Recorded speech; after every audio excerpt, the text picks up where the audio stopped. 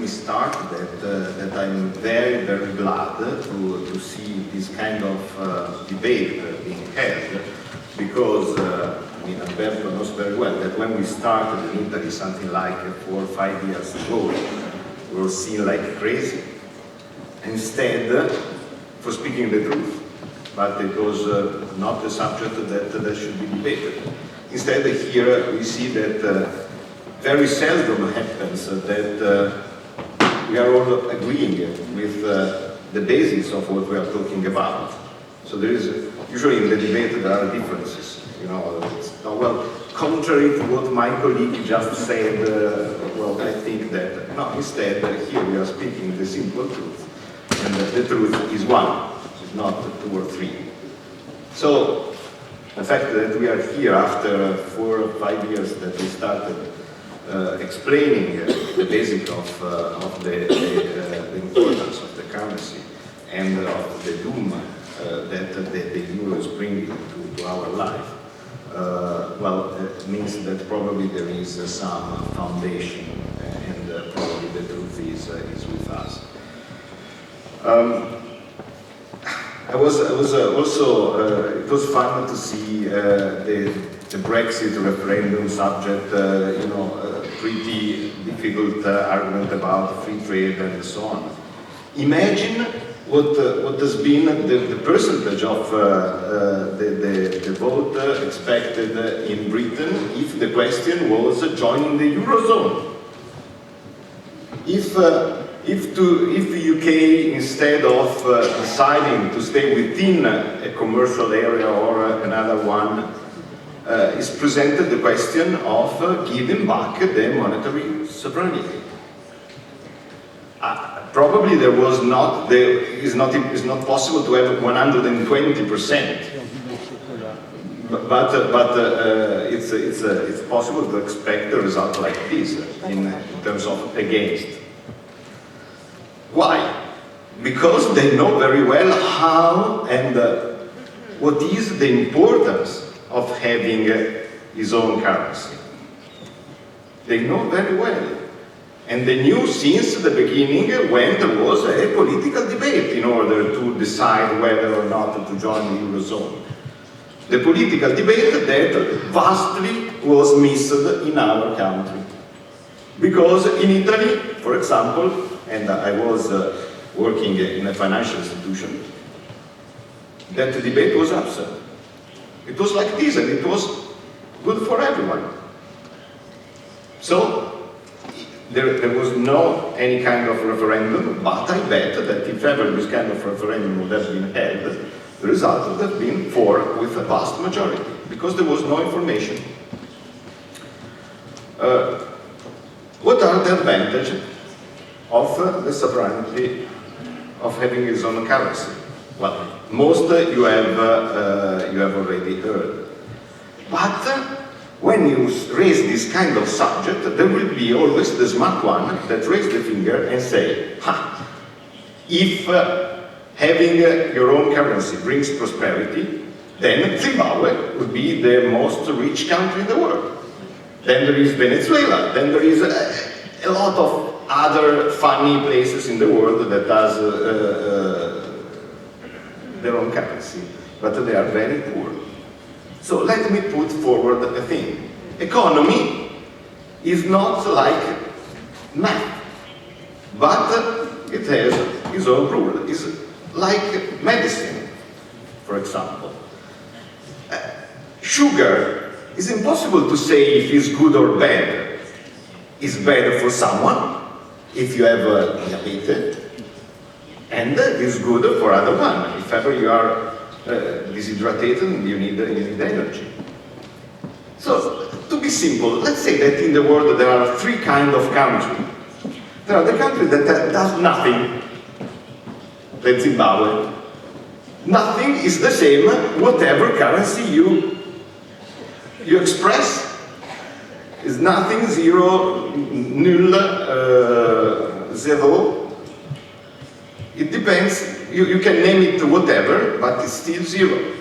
So it's indifferent which kind of currency, which kind of currency you have if you produce nothing. So it's not a valid argument to say that Zimbabwe or other country ravaged by war with famine or whatsoever could benefit from another currency, because they produce nothing. Then there are a lot of other countries that produce raw materials. Raw materials, oil, iron ore, or whatsoever, are expressed in dollars. So, if ever you devalue your currency and you are a raw materials exporter, you don't devalue the raw materials price towards the rest of the world, like Professor Rosa said in terms of a product. That's what happens, for example, in Russia. Russia, big oil exporter, if the price of the oil drops by half, the value of their export drops by half. The currency drops because you can imagine the value of the country as a whole drops, but there is no immediate advantage about this, because the price of the oil remains the same in terms in dollar price. Then there are countries that produce products, and it's Italy, it's France, it's most of the Eurozone.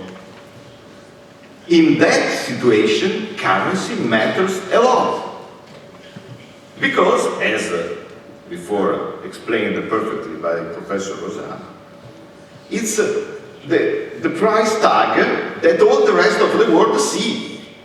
And you can imagine, if ever someone has studied how to become efficient or so on, if you have a factory and you want it to be more efficient, for example, and to gain 5% of efficiency, you make investment, you make better material and so on.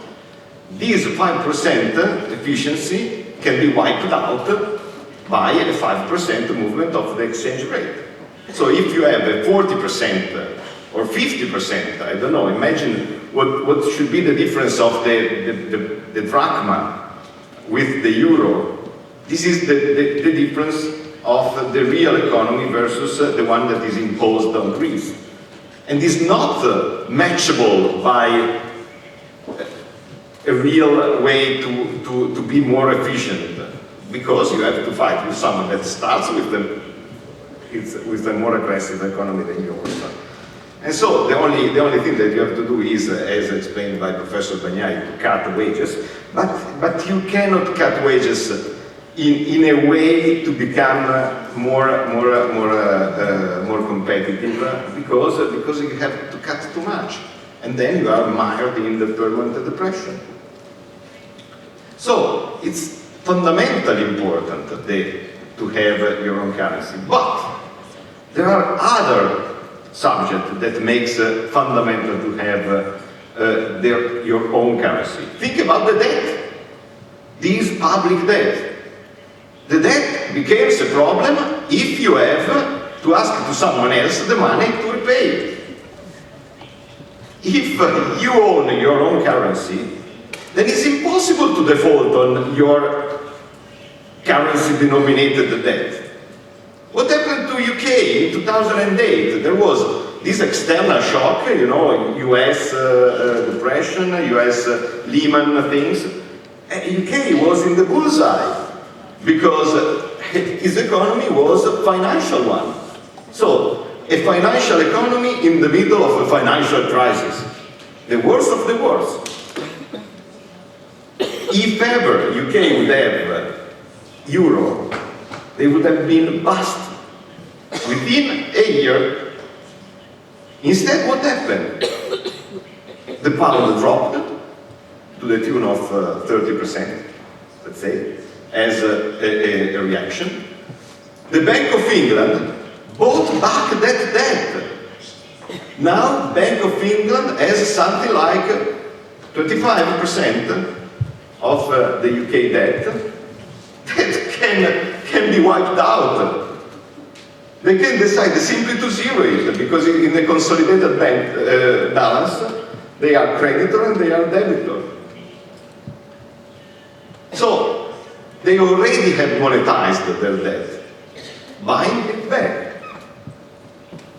Now we have to rely, as mentioned before, on the goodwill of ECB of doing the same. But if they don't want, you are dead. But there is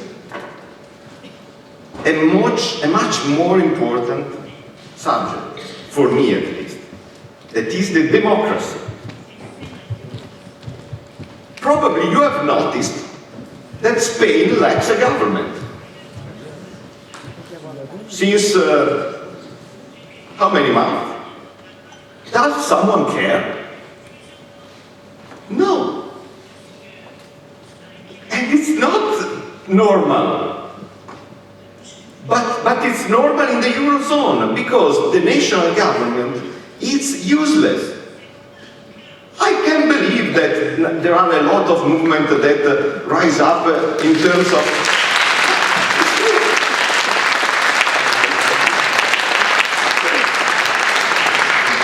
and it's perfectly normal that there are a lot of movement, political movement, that rise up and they say that the politicians are paid too much. In a certain reason, in this kind of world, they are right. Because a useless government should be paid to zero. But it's not normal. The government should be entrusted by his people in order to do the best. Should have enormous responsibility.